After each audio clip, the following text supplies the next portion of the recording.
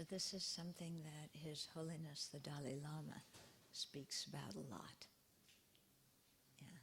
And he often does it in the context of saying that the 20th century was a century with a lot of violence, a lot of war, a lot of misunderstanding. And so let's try harder in this century to make it a century of peace. And being a 21st century Buddhist is incorporated in that. Seems to me like so far we haven't done very well on making this a century of peace. But there's still 85 years, so we can keep trying. Okay? So being a 21st century Buddhist, what does that mean? Yeah. So I want to speak about some of the points that His Holiness brings up when he talks about this. Because some people may think, oh, 21st century Buddhist, that means we can redesign Buddhism to make it fit with contemporary culture. Yeah? So the meditation hall can become a disco, and, no, that's not what we're meaning by a 21st century Buddhist. We're not talking about changing the Dharma teachings, because what the Buddha taught was the path to enlightenment. Can any of us come up with something better than what the Buddha taught? Yeah. If you think that you can come up with something better than the path to enlightenment that the Buddha taught, then you are probably enlightened. And if you think you're enlightened, maybe you're not.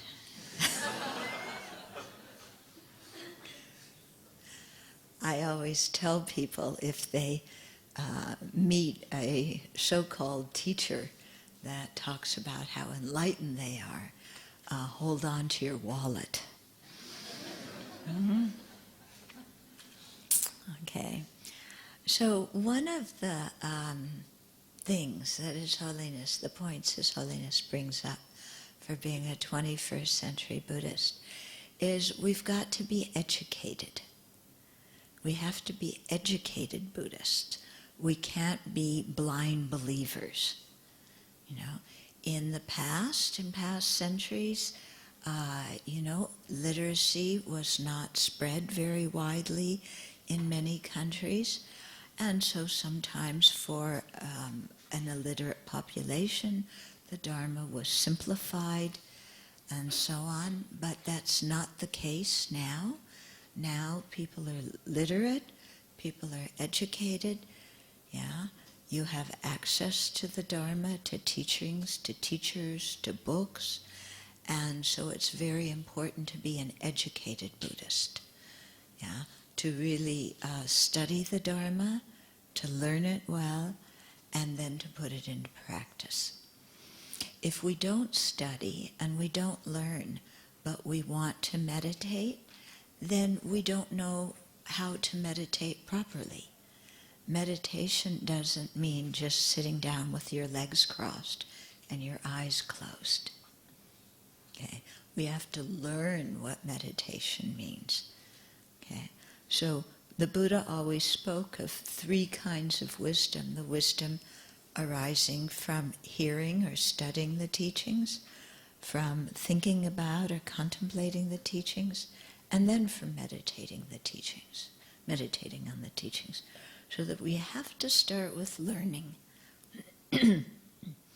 And in our learning, some people like to learn a lot, some people like to learn by reading, some by doing, some by hearing teachings. So we'll all have different ways of learning the teachings, but we need to learn, yeah, and we need to learn what the Buddha taught, yeah, and that means, really making an effort to come to Dharma teachings, yeah, to go to retreats. When you read a book, to try and read it from the beginning to the end without reading one chapter and then saying, "It's too hard, La," and then pulling out a comic book or something. Okay? It can be challenging to study the Dharma, yeah? But we've all managed to get through school, and we all know how to read, so if we put some energy into studying the Dharma, we'll definitely learn, okay? And that learning is very helpful, yeah, because that sets us on our 2 feet going in the right direction. If we don't learn, then we just come in and we make up our own Dharma, whatever sounds good to us. Yeah. It's kind of like when I went to my first meditation course, I didn't know anything. Yeah. So the teachers were late, so one of the monks said, "Well, let's sit and meditate." I had no idea what that meant. So I didn't want to look like I didn't know what I was doing, even though I didn't know what I was doing. Yeah. And so I remembered seeing some magazines with people sitting like this, with their eyes rolled back in their head. So I sat like that. You know, an easy way to get a headache. Thank goodness the teachers came very quickly. But I had no idea. Yeah? So it was very helpful to learn. Yeah? To learn, we have to put in some time and energy. Yeah? If we don't put in some time and energy, then this week we go to one class, next week we go do something else, and then the week after that maybe we sleep. You know, then we have no way of, getting some systematic kind of Buddhist education. Yeah? So you need to know how much time you have in your daily life, if you're able to go for weekly teachings or whatever, but to really make it a priority in your life, and to also set up a daily practice. So even if your daily practice is short, even if it's 15 minutes, regular daily practice is really invaluable. Yeah? So to be a 21st century Buddhist, we have to be educated. We can't, just kind of sit there, And when other people may ask us questions about Buddhism, so we should, try to know how to respond. And if we don't know how to respond, then to be frank with the other person. Don't make up an answer if you don't know what you're talking about. Just say, "I don't know, but I will go ask my teacher," or "I will go look it up." And then use that as an opportunity to learn more yourself. Okay? So, learning the Dharma. His Holiness also encourages us to learn to not be sectarian in our learning of the Dharma. Okay? So, by that he means to be very open-minded towards all the Buddhist traditions. Yeah? To not just say, "I follow this Buddhist religion, you're from another one. You got it all wrong." The 4 Noble Truths that the Buddha taught in my tradition are better than the 4 Noble Truths he taught in your tradition.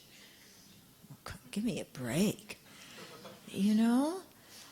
Because when you look at it, the Buddha didn't teach Theravada, he didn't teach Mahayana, he didn't teach Pali Buddhism or Sanskrit Buddhism or Pure Land Buddhism or Chan Buddhism. The Buddha taught the Dhamma. Yeah, he taught the Dharma. All these traditions developed historically later on. Yeah, they all come from the same root.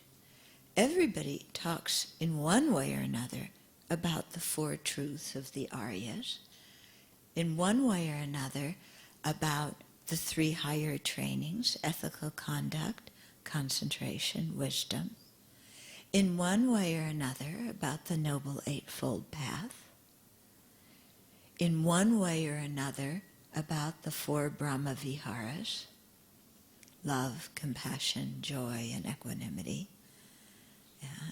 All the traditions talk about serenity and insight, or shamatha and vipassana. So they may have different explanations of these, but all these topics are shared in common. Yeah?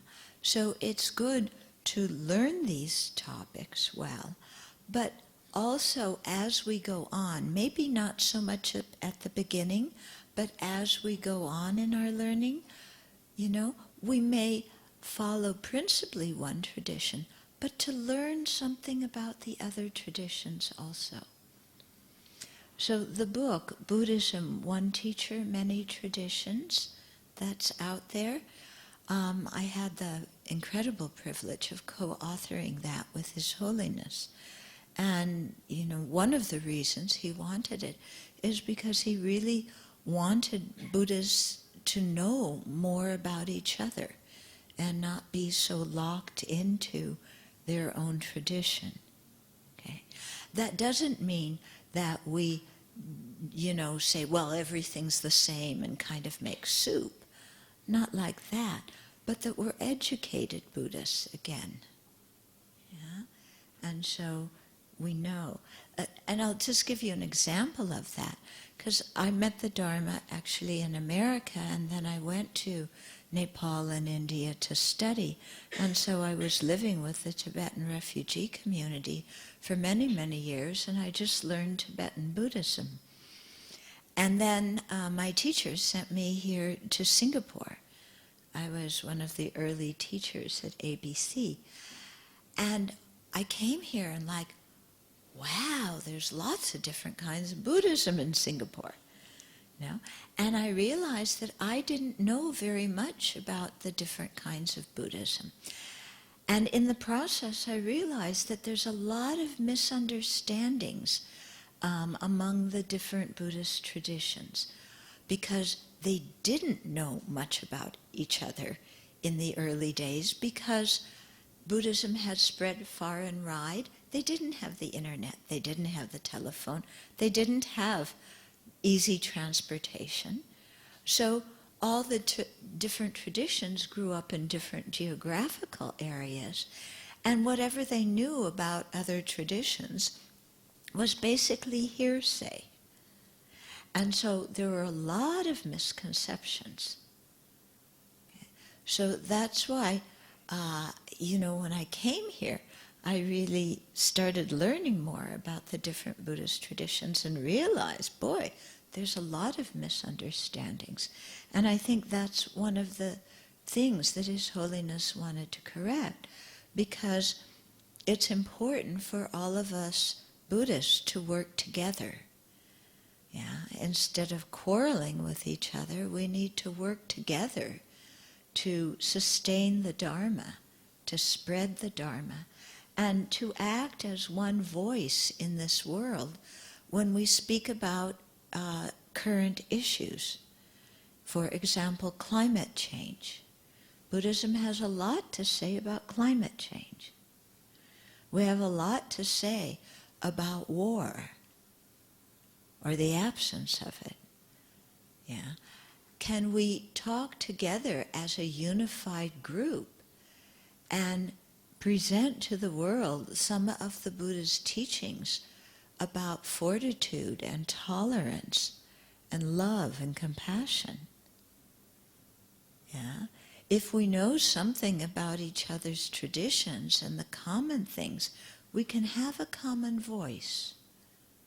Yeah. If we don't, then we divide into different groups, and then you know how sentient beings are. We're in this group. We believe in this, that group, and that group. Did you hear what they said? Did you hear what they said? Yeah? I don't know about you, but I came to Buddhism to learn the Dharma. I didn't come to Buddhism for politics. Yeah. My country has enough politics. Too much politics. You know, that's not why I came to Buddhism, was for that. Yeah? So, you know, we need, as a Buddhist community, to function together and to be harmonious. Yeah? And I can't emphasize this enough. You know, every 2 weeks, the Sangha, the monastic community, we do our posada. I think the Pali word is uposada, something. Anyway, you know what it is, maybe. Okay, but it's when we confess and purify and restore our precepts. In order to do the posada ceremony, the Sangha has to be in harmony. We go through a set of questions before we do the ceremony.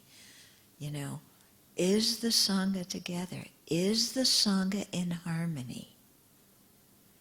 Harmony is so important in our Buddhist community. Yeah? Harmony between different groups, between different traditions, harmony within every Dharma center. Because the Buddha said that harmony is actually, you know, what sustains the Dharma. And the Dharma isn't going to be destroyed by outsiders. You know, don't worry about the Christians. They have enough to do themselves. Okay? They're not going to destroy the Dharma. What destroys the Dharma is when we don't practice well, when we spend our time in politics and quarreling and disharmony. Yeah. So it's really important, 21st century Buddhism. Okay? We have to respect all the traditions, all the practitioners, work together. Yeah? And to do this, it doesn't mean that we all have to be exactly alike. You know, sometimes people have this idea that to get along, we have to all believe exactly the same things. No. The Buddha gave many different kinds of teachings because people have different kinds of mentalities. Yeah. He wasn't looking for us all to come out as cookie-cutter Buddhists. Okay? People have different mentalities, different interests, different dispositions. We're going to be different, but we're rooted in the same fundamental teachings. We have the same goal of nirvana. Okay? We have the same wish to gain the realizations of shamatha, vipassana, love, compassion, joy, and equanimity. Yeah? We may have different ways of practicing. That's fine. No problem. We may have slightly different teachings on how to meditate on selflessness. That's okay. We don't have to say everything's exactly the same and there's only one way to believe, which coincidentally happens to be my way. Yeah? Have you ever noticed that in the world? Yeah? Oh yes, there's many different ways to do it, but there's one best way, mine.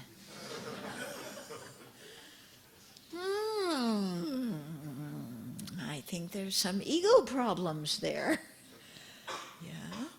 So to have an open mind that in which we see our commonalities, but we also see our differences, and we respect our differences. Because we are different sentient beings, aren't we? Aren't we? Yeah? So that's fine. Then broadening out from the Buddhist community part of being a 21st century Buddhist involves knowing about other religions and having some interfaith dialogue, so that as religious people we know about each other and we respect each other. Okay? So I know at the Abbey we have interreligious dialogue whenever possible. We've become friends with a few different groups of Catholic nuns. Yeah. Then we talk about all the patriarchy in our own religions. But, and, in our town, in Spokane, there's the city council wants to set up a interfaith council. So the Abbey wants to participate in that. Okay? So interfaith dialogue is important. Yeah.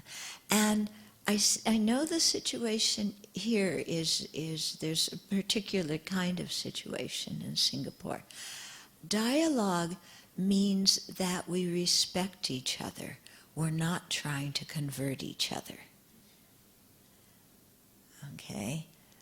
So somebody trying to convert us, or us trying to convert somebody else, that's not dialogue. Okay, that's conversion. That's disrespecting people. Okay, real dialogue we share with an awareness of our differences and with respect for the differences. Okay? So we've had some Christians come to the Abbey. They want to learn about Buddhism. Some came just a couple of months ago. You took them around, or was it Venerable Chunni? Somebody took them around. And, took them on a tour, explained what our meditation hall is, the different things in the meditation hall, and showed them scriptures and talked about, what we do.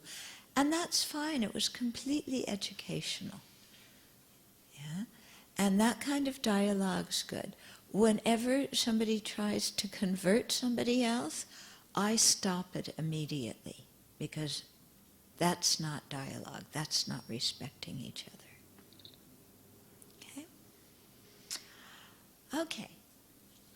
I want to remember what other things I wrote down for 21st century Buddhists. Okay.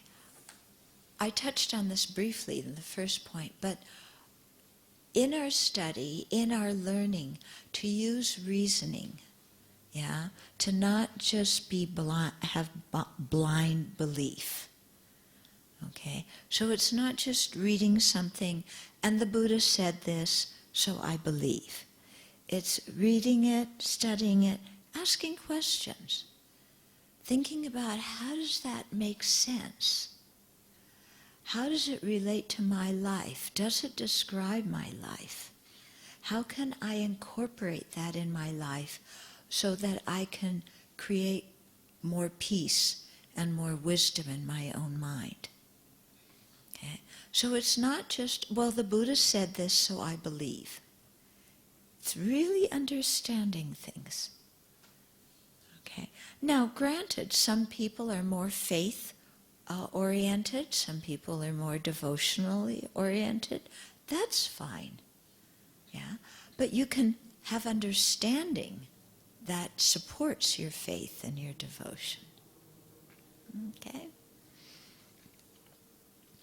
And when you really get into the teachings, then, for example, to understand what the triple gem is, what the three jewels are, Nagarjuna, 2nd century Indian sage, gave this beautiful explanation based on dependent arising and emptiness that he used to prove the existence of the Buddha, Dharma, and Sangha. It's an incredible teaching that he gave. It's in Buddhism, one teacher, many traditions. But, as we progress, to learn this kind of thing so that we can really understand what are the three jewels. Yeah? We say we go to refuge for them. What does going to refuge mean? How do we use the three jewels to help us in our life? What are the three jewels? Okay? So especially to learn this kind of thing. You know, I think it was last year when I came here, I started asking some questions. You know how you do Namo Tassa at the beginning? So I was asking people, okay, what do each of these words mean? Yeah? Some people knew, some people didn't. What was interesting was that afternoon I spoke to the youth group. The young people knew. They knew more than the grown-ups. Okay. So when you do chanting, especially if you're chanting in Pali, you should know what you're saying. Otherwise, it's, Namo Tassa Bhagavato Arahato Sammasambuddhassa. Because you don't understand it. Yeah? But we should know, what are we saying? What are the qualities of the Buddha? Why do we, go to the Buddha for refuge? When you know that, then, wow, your faith really increases. It's not blind faith. Okay, another quality, 21st century Buddhists. We need to be socially involved, socially engaged. Okay? So, sure, some people may just want to do long retreat and like that. But as a Buddhist community in general, we should try and do things that directly benefit people in society. Yeah? We should be known as a friendly community so that when people come to the center, when you see new faces here, you go up to the people. You say, "Hi, how are you? Welcome to BF. Yeah? Do you know what we're about? We're doing puja. Here's what puja means. Here's the book. Here's how we do it. Here's the translation." So that you're friendly, you greet people, you welcome them in, when they come to the center. And then to be socially active. Yeah? And last weekend I spoke at the Shenyu Counseling Center. They had representatives from a few different Buddhist groups. So some people were doing work with the elderly, going once a week into nursing homes and old folks' homes, reading to them, playing games with them, talking with them. Other people were doing prison work. Yeah? There's so many different kinds of things that we can do to help society in a direct way. And I know Firefly is very involved with it in running projects overseas, and setting up schools in different Buddhist countries so the children have a good education. All this kind of thing is really, really wonderful. Yeah? To be socially engaged. Yeah. Yes, we have our time sitting on the cushion. Yeah? Yes, we meditate. But we also engage with real live people and do what we can to benefit them. Okay? It's another aspect of 21st century Buddhism. We don't stick our nose in the ground. Oh, the world has so much dukkha in it. Not like that. The world has so much dukkha in it. I meditate on love and compassion, then I go and act out of love and compassion. Okay? Now, I know people have busy lives, so you have to see, which kind of socially engaged work you want to do. Do you want to work with little children? Do you want to work with adults, with the well, with the sick, with the incarcerated, and you have to decide for yourself how much time you have. Yeah? Or maybe you want to offer service to the Dharma Center. That's another kind of socially engaged thing. Yeah? But to do something where we reach outside of ourselves and enact the Dharma in our lives. I think that's important. What else? Dialogue with science. Yeah? We should know something about science and be able to think, of similarities and differences with a scientific perspective. You may know that His Holiness the Dalai Lama, for many years now, has been involved in dialogue with scientists. In fact, I think there's one going on in South India right now. Yeah? And there's a whole organization called Mind and Life Institute, that started out just as, a few scientists dialoguing with His Holiness and a few Buddhists. But now, they've gotten funding, and there's a whole new field called contemplative science coming up, where scientists are studying the effects of meditation. They're studying the neurological changes in the brain when you meditate on compassion. They're setting up curriculums in school for how to teach children about compassion or how to teach them mindfulness. Yeah. So these kinds of endeavors, I think, is part of this thing of reaching out and contributing to society, but especially seeing the ways that Buddhism can link with science. Because so often it's seen like religion is over here and science is over there, and you can't mix them because they're going to quarrel. Okay? Because religion is just blind belief, and science is based on fact. Actually, don't tell the scientists, but there's a lot of science that's based on blind belief too. Okay, because you may notice that the scientists come to different conclusions one year to the next. Have you ever noticed that? Yeah? I remember one year, eating eggs is very bad for you. Next year, eating eggs is good for you.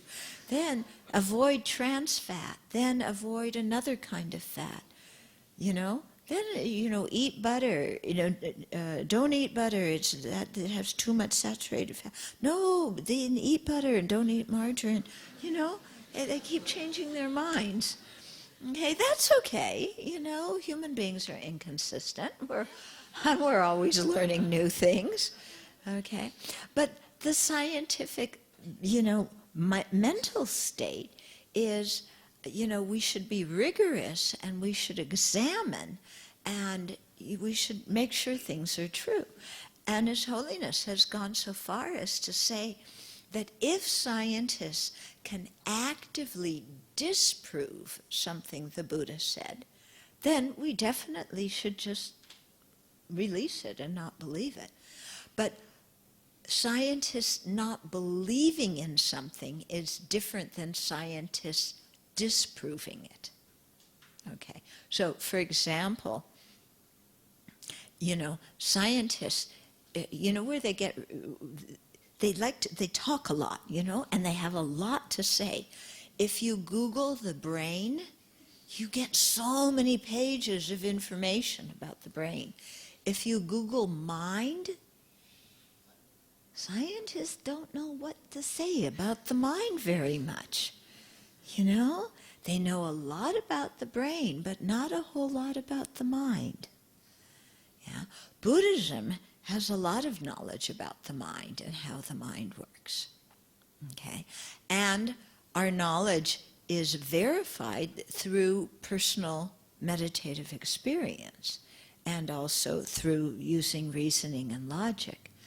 So in that way, we can come together and dialogue with scientists about philosophy, about the mind, about the relationship between the mind and the brain, about what is compassion, how do we cultivate it, And I think for society nowadays, it's very important that, religion and science can come together.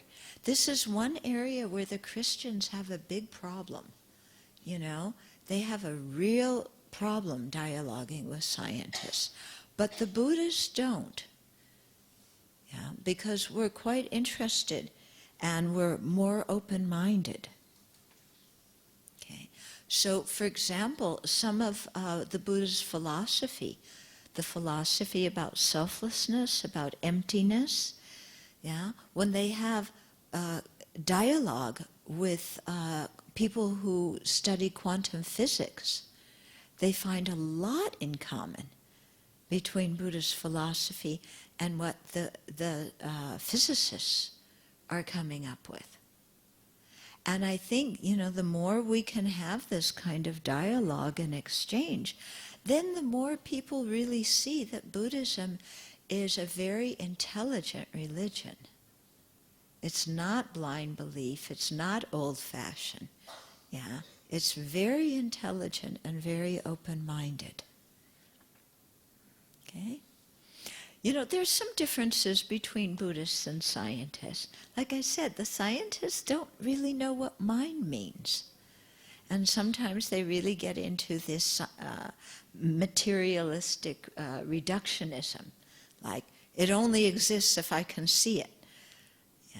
But that isn't a really productive viewpoint to look at life, because we know that there's a lot that exists that we can't see.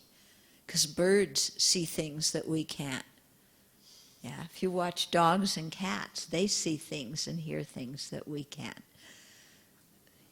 So we can't, I don't think it's wise for science to just say we have to be able to prove it with scientific instruments, because there's a lot that is not the object that is not an object that can be known by scientific instruments. But there's different correlations, like I said, studying neurology, together with meditation. Studying philosophy on selflessness together with quantum physics. Okay? So I think that's important, 20th century Buddhism. Buddhists aren't burning paper money anymore. When I first came to Singapore in 1987, so many of the young people came to me and they said, "My family burns paper money. Is this Buddhism?"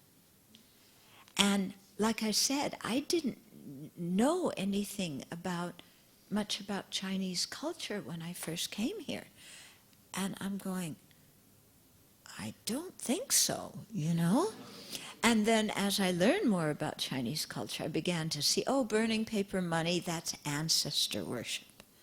Okay, it's not Buddhism. Buddha did not teach burning paper money. And so there's a much better education in the Buddhist community now than there was 20-something years when I first came here. So I think that's quite good. People know that now. If you want to benefit your relatives when they die, try first to benefit them when they're alive. That's the best way to help them, is before they die.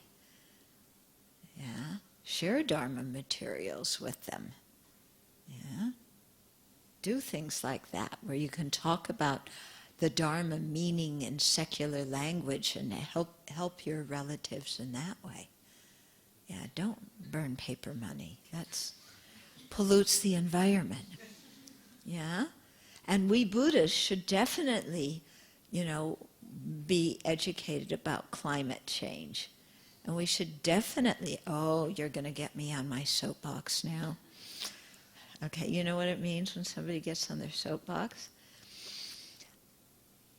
You know, because climate change is real, and we have a responsibility to future generations to cut down on green, carbon emission, to cut down on garbage, and to learn how to recycle.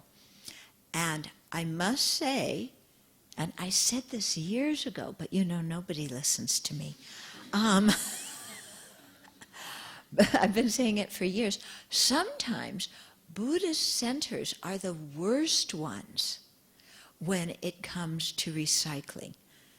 Yeah, because there's lunch, like after the Dharma talk and service on Sunday, there's lunch. What do we use?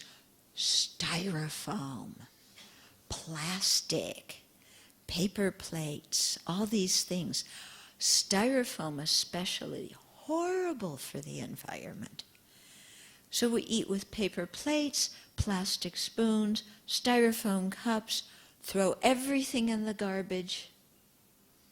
Yeah, we pollute the environment, not thinking that, the future generations, your kids and grandkids, not my kids, okay?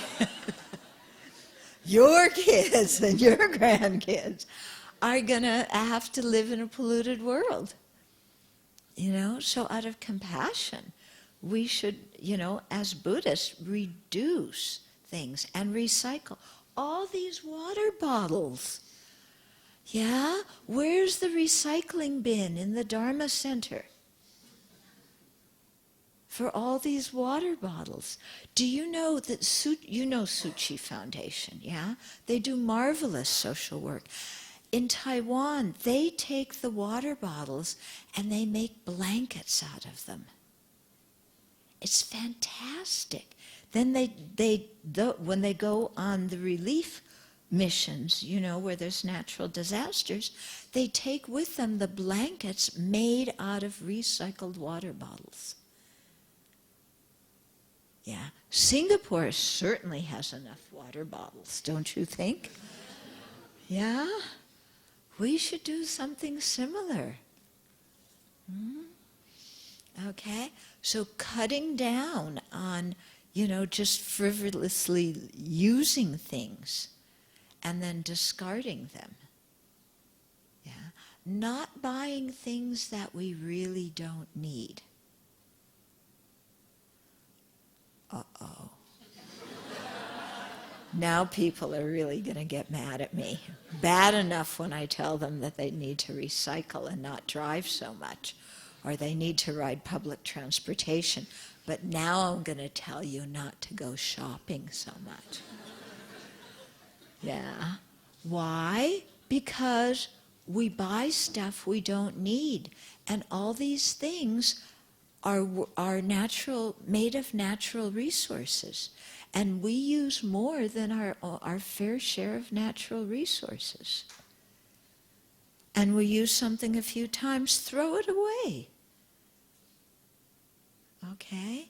We should really conserve things and use things until they wear out. Yeah, I'm an example of this. You can come and look at the hem. I don't know if you can see it on there. Yeah, the whole hem of my robe is completely ragged. Okay, I've had this robe since, when did I get this? I think 1998. Yeah? And my other robe I've had about since that time too.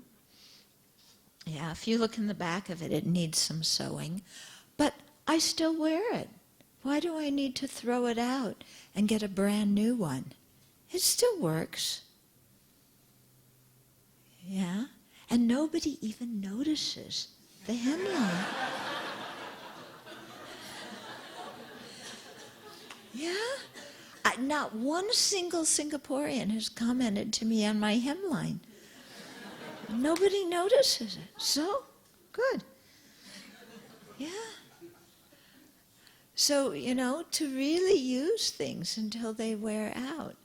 And, not have, closets stuffed full of things.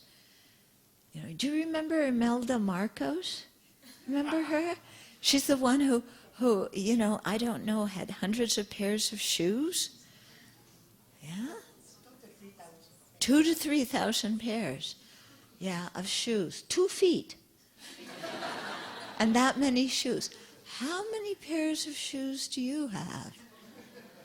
How many shirts do you have? One body, but how many shirts? How many pants? How many dresses? Yeah?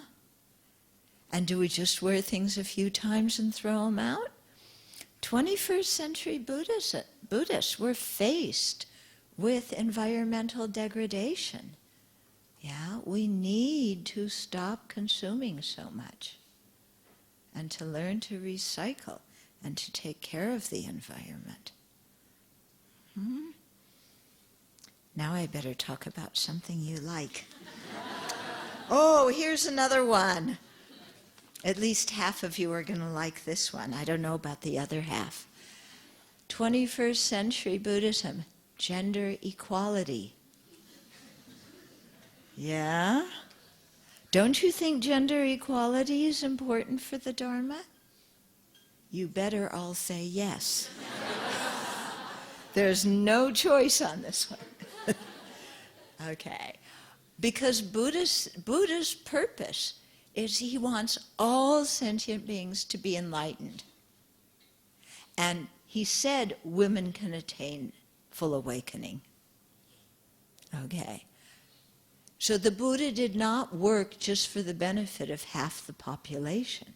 He worked for the benefit of all sentient beings. Yeah. So we should have gender equality. And in leadership positions, we should have women as well as men. And in Dharma teaching positions, we should have women as well as men. Sometimes the women are a little bit shy. You've got to be braver. Yeah. Oh, I better not say anything. They may not like me. Cut that out. You're intelligent. You have something to offer. Offer it. You know what my teacher said to me? I was quite a new Dharma student at the time. And he asked me to help lead a meditation course. And I said to him, Lama, I can't. I don't know anything. And he looked at me and he said, "You're selfish." Okay, Lama, what do you want me to do? So, sometimes we have to be active. Now, in my case, like I said before, if I don't know anything, I don't make up answers. I just say flat out, I don't know, I'll go find out. Yeah. But when we have talents and abilities, we need to use them and not be shy about them. And the men need to, make sure that there's women on your committees, that you have women teachers here. Yeah, that you support nuns. Yeah. At the Abbey, we have gender equality, except the men can carry all the heavy things.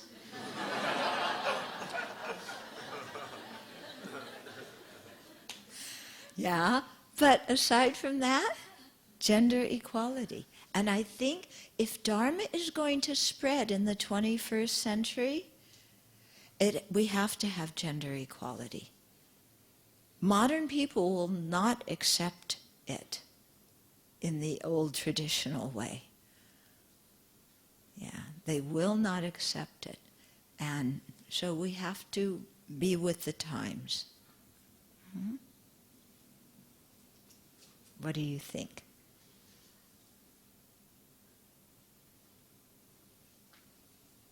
All the guys are kind of like, no, I'm joking. Okay, but I think that that's something quite important. Yeah, quite important. Okay. Another thing for, in this thing with study is 21st century Buddhism. The lay people are getting a much better Buddhist education than before. Yeah. And I think that's important. Lay people need a good Dharma education. Just making merit isn't sufficient. In olden times, the lay people wanted to just make merit. They didn't learn so much. Now, all of us have to create merit, but all of us have to learn too. Yeah. So don't think that just, offering some things is sufficient for a Buddhist practice. Yeah. Learn how to offer, because what our motivation is when we offer determines how much merit we create when we make offerings. And offerings aren't the only way to create merit, and there's many ways to make offerings. There's offering service. There's offering time and energy. Okay. There's offering counseling. There's offering a compassionate heart and support when people, are emotionally upset. There's many different ways to offer. Okay? And so, for lay practice, it should be more than simply, creating merit. Yeah? You shouldn't have a mind of this is what I call doing business with the Buddha. Yeah? Okay? Buddha, I really want my business to go well. I pray to you, may my business go well. And if it goes well, then I'll make a big donation to the temple. Yeah. These people are very clever business people. They want the Buddha to make their business go well before they pay up. They don't make their donation first and then prayer. They say, Buddha, you make my business go well. Then I'll make the donation. If my business goes well, sorry, Buddha, no donation for you. Yeah? We shouldn't think like this. Yeah, we're not doing business with the Buddha. Yeah, we're not doing business with the Buddha. Yeah, we're trying to learn the Dharma and put it into practice and do it for the benefit of all beings. Okay, so we're not jaw-stick Buddhists anymore. Yeah, 21st century Buddhism, you can't be jaw-stick Buddhists, Yeah, why do people wave the incense? Does anybody know? I've always wondered this. Yeah, everybody goes, lights it, and then goes like this. Does anybody know? I don't know. Why do people go like this? Yeah, we should know. If we go like this, we should know why we go like that. Yeah. Maybe it's the old ladies who first got Parkinson's. Oh.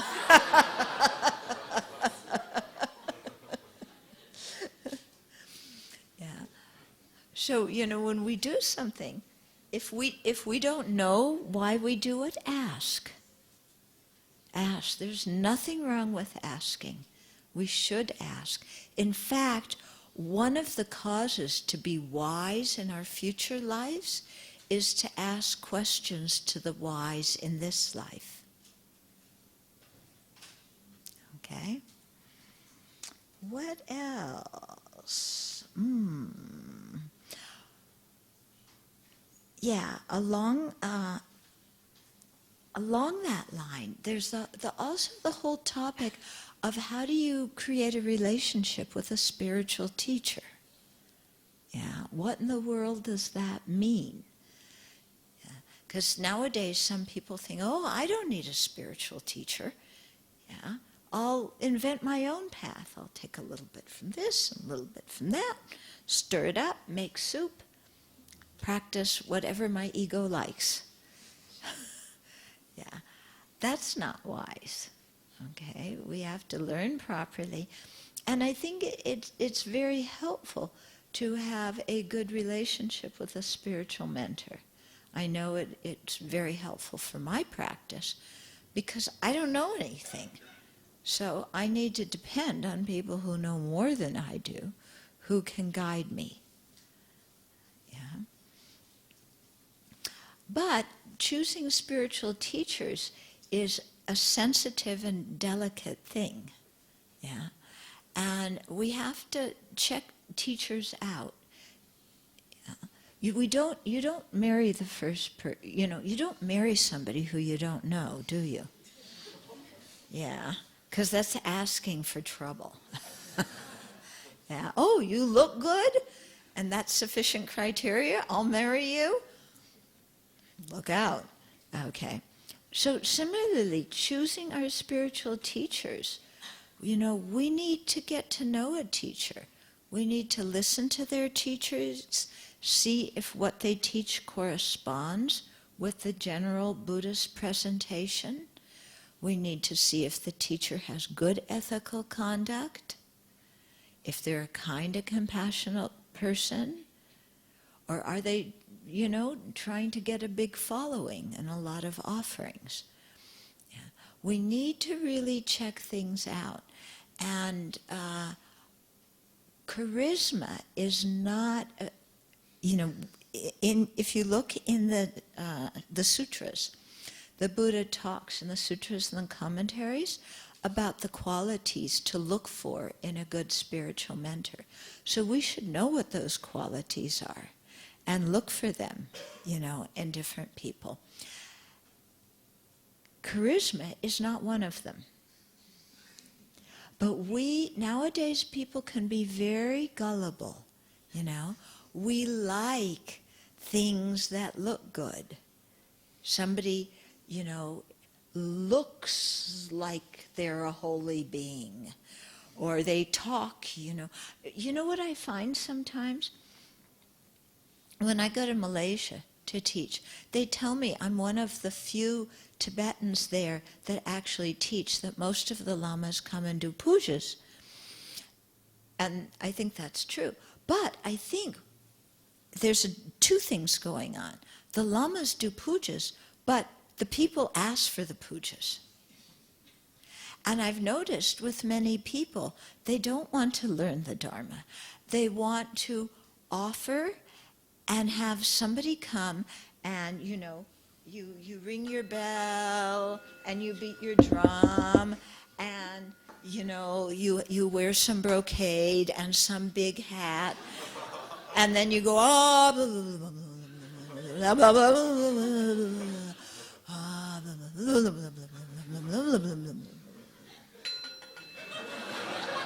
here's some water, come, I'll give you some holy water. And then the people go, wow, he's a Buddha. And sometimes I think people, the less they understand, the more they think they're getting a big blessing. Yeah?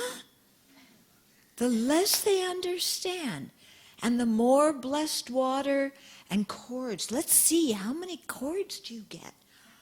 Wow, look at this. This cord, you know who gave me this cord? It's going to protect me. It's called a protection cord. But you know what? I need to protect the cord because otherwise it breaks and it falls off. Yeah?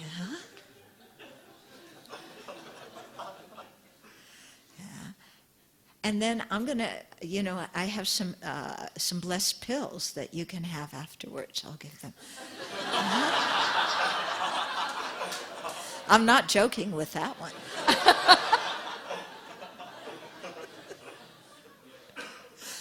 But people go, blessed pills. Wow.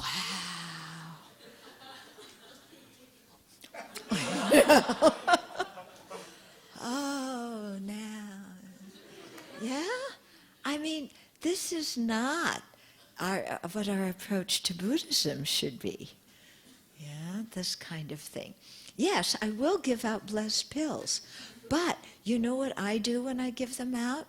You have a tax to pay. Yeah. You know what your tax is? It's not money. You have to imagine Kuan Yin, and you have to recite Om Mani Padme Hum. I know, that's so difficult for you. But you know, if you do, it will benefit you. Because if you think of Kuan Yin and her qualities, Chenrezig and his qualities, then your heart will open in compassion, and you'll want to develop compassion yourself. Yeah. Then you take some blessed pills, then okay. Yeah? Okay. Yeah. So we should really check out teachers' qualities when we establish a relationship. And we should also know how, from our side, to establish a good relationship with the teacher. You know, I have some people coming and they expect me to email them every once in a while and say, "How are you?" You know, like the teacher's supposed to check up on the students. No, that's not how it works. Okay? You take teachings, you think about the teachings, you put them into practice in a daily meditation practice. Yeah, you come to teachings regularly. That's how you establish a relationship with a teacher. Okay? Then if you have questions, you can contact the teacher.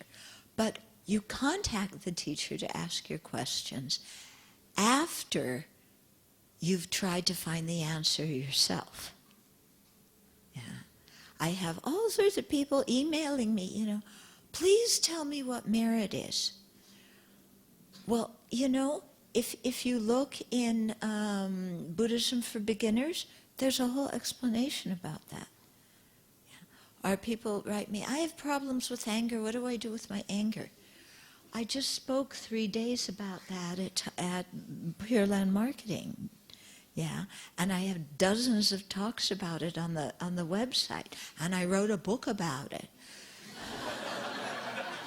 So why don't you look at the book on working with anger instead of bugging me?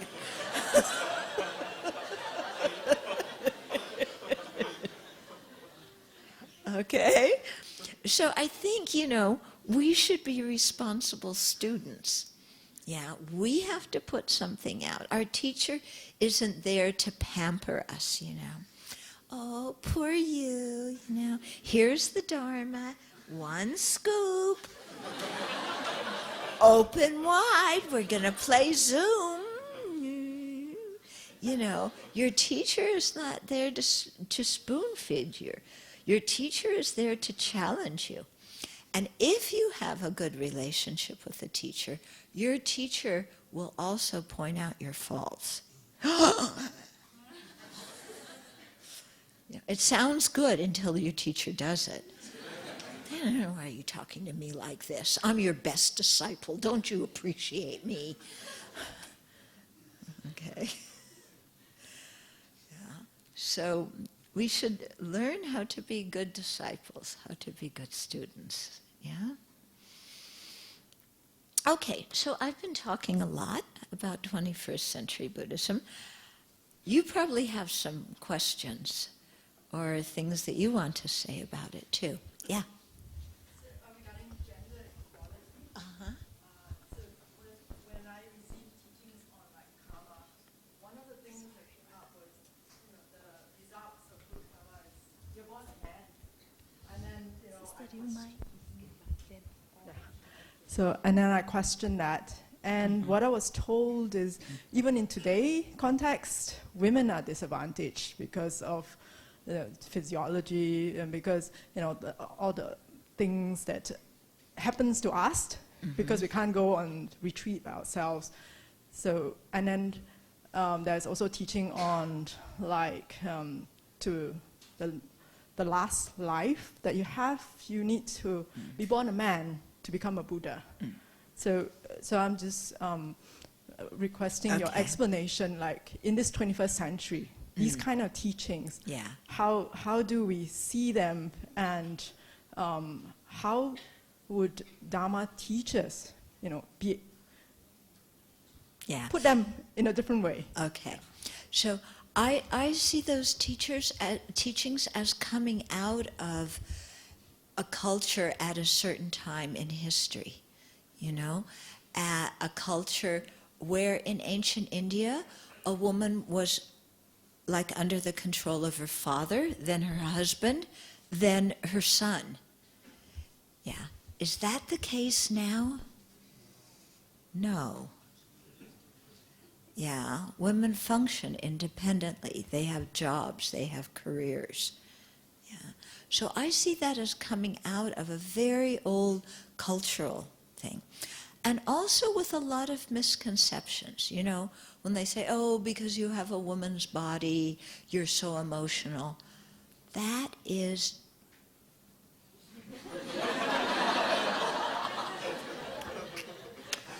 incorrect.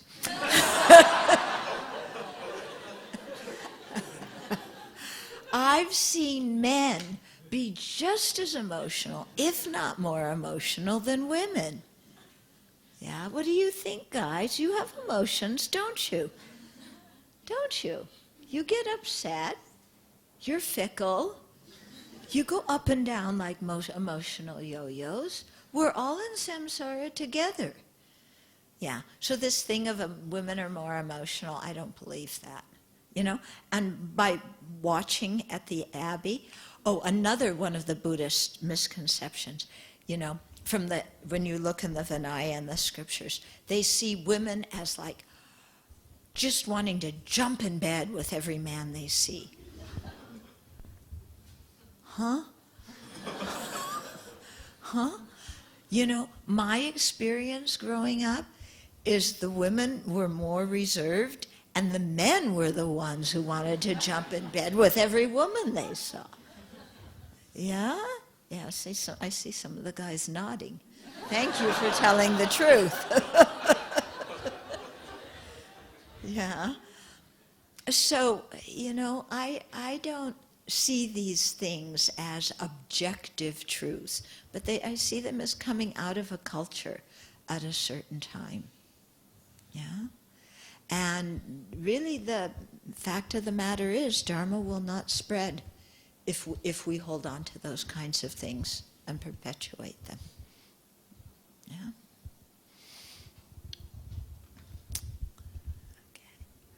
If there's any question, you may raise your hand and I'll come to you with the mic so that, yeah.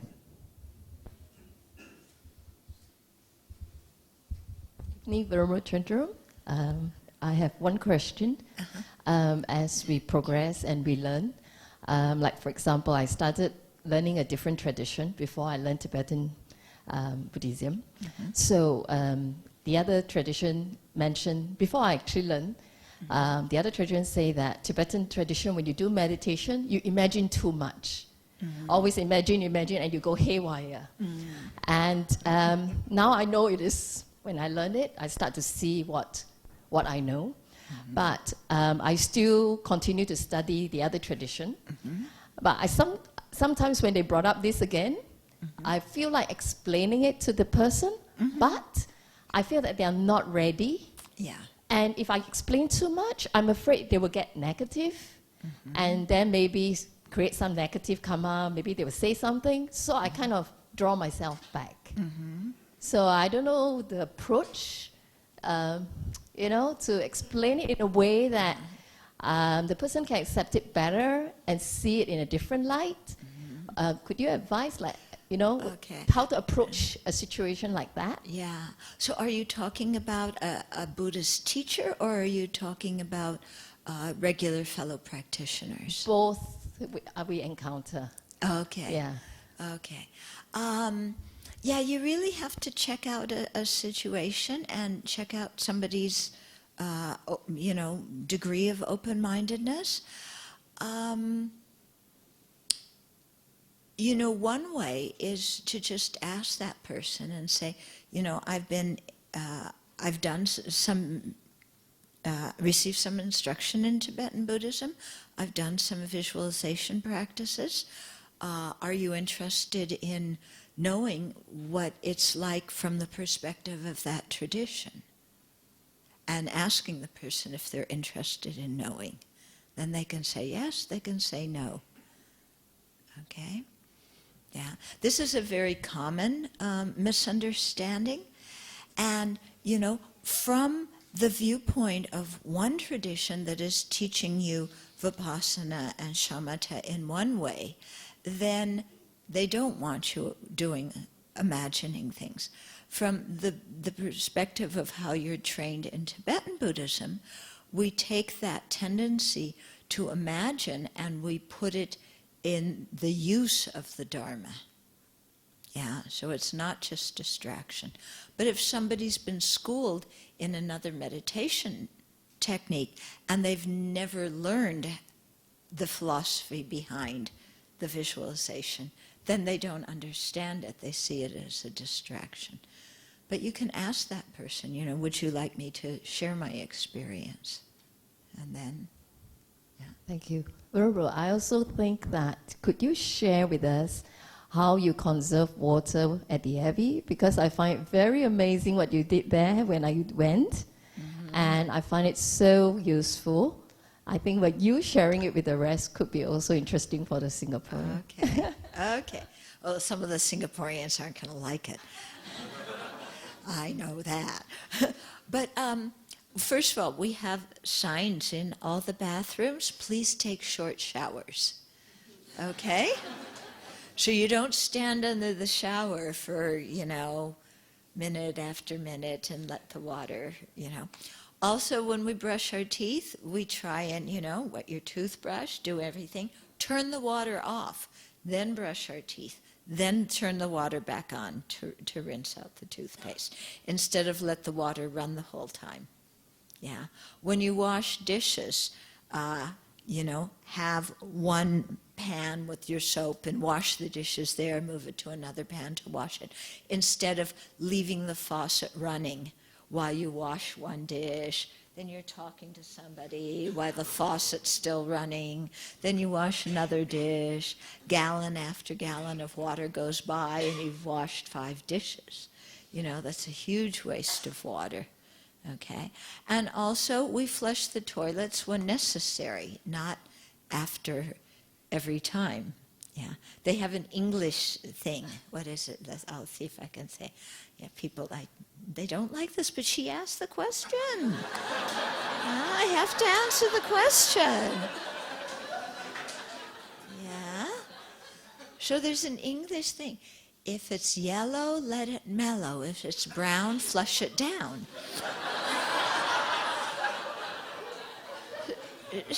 So it's a very good way to conserve water.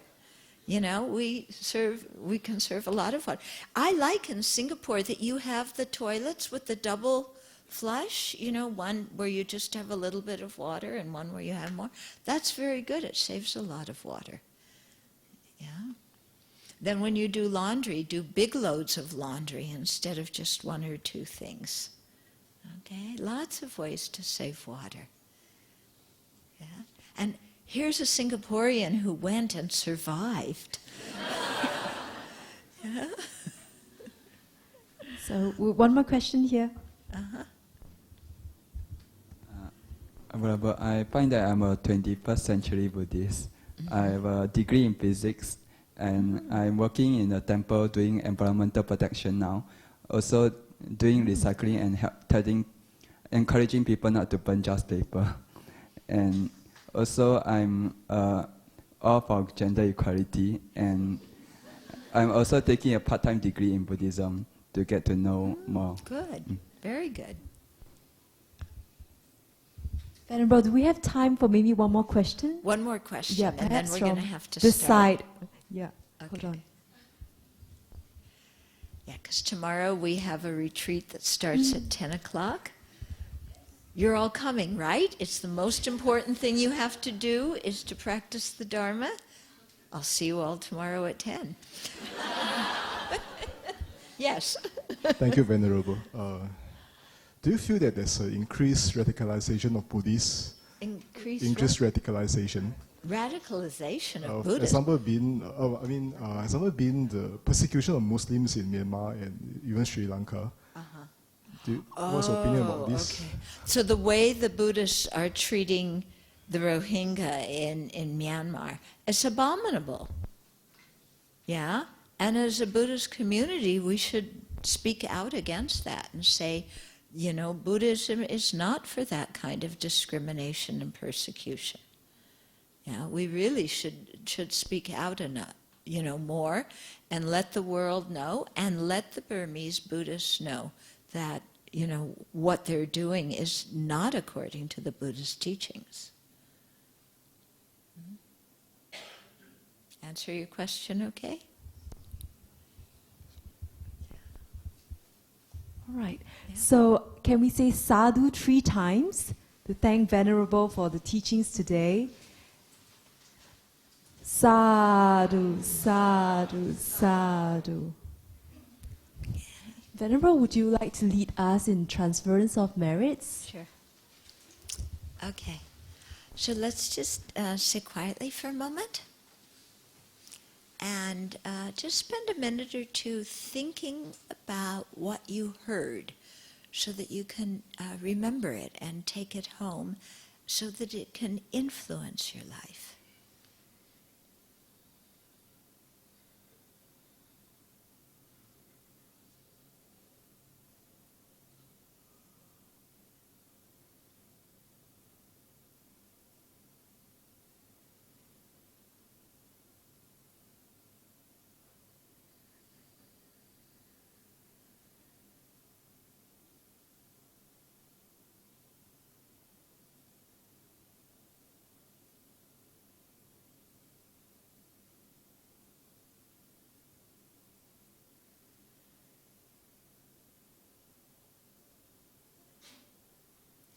And then let's rejoice what we did here together this evening, at all the goodness that we created, the merit, the compassion, the wisdom that we created together as individuals and also as a group. Let's rejoice in all of that.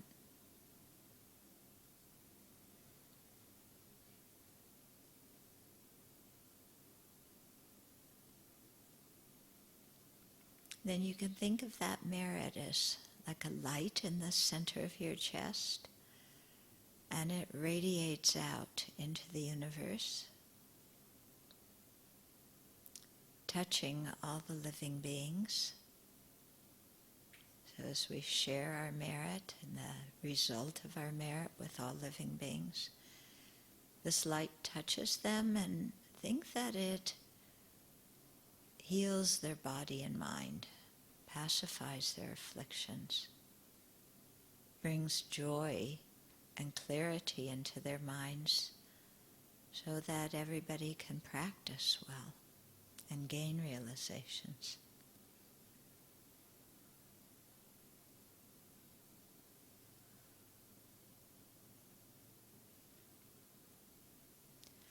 Due to this merit, may we soon attain the awakened state of Guru Buddha, that we may be able to liberate all sentient beings from their suffering. May the precious Bodhi mind, not yet born, arise and grow. May that born have no decline, but increase forevermore.